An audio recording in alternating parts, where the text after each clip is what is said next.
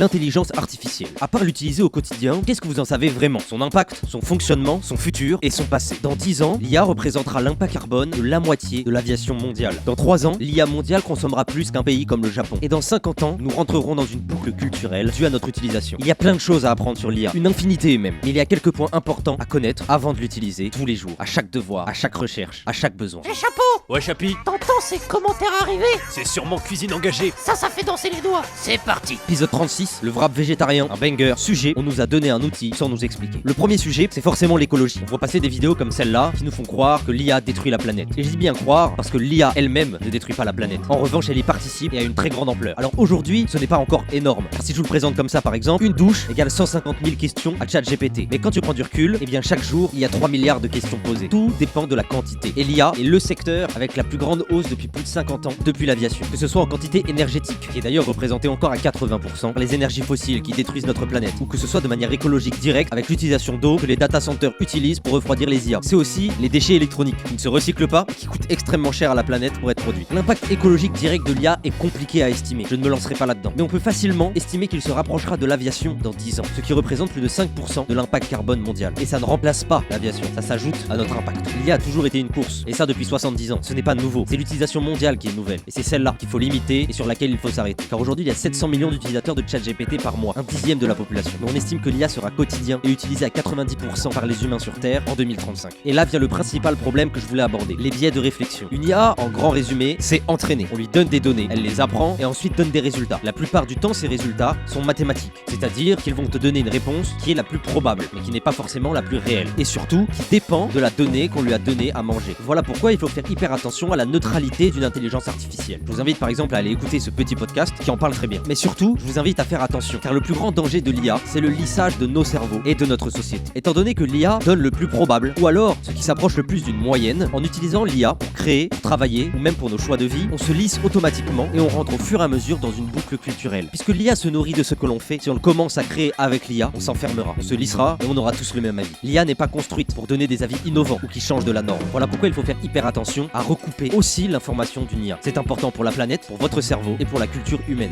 L'IA c'est demain, mais ça commence déjà à être aujourd'hui. Et derrière la course effrénée à la puissance de l'IA, il y a de réels dangers. Et c'est à nous de faire attention avant de se faire manger. L'impact réel de celle-ci dépendra de la manière dont la société choisira de les utiliser et de les encadrer. Alors avant de l'utiliser, posez-vous une question. Est-ce que je n'ai pas plaisir de faire sans? Est-ce que l'ours sur la banquise ne me remercierait pas? Est-ce que le film que j'aime tant ne finira-t-il pas par se répéter encore et encore à travers le temps? L'IA c'est marrant jusqu'à qu'on ait tous le même rire jusqu'à la fin des temps.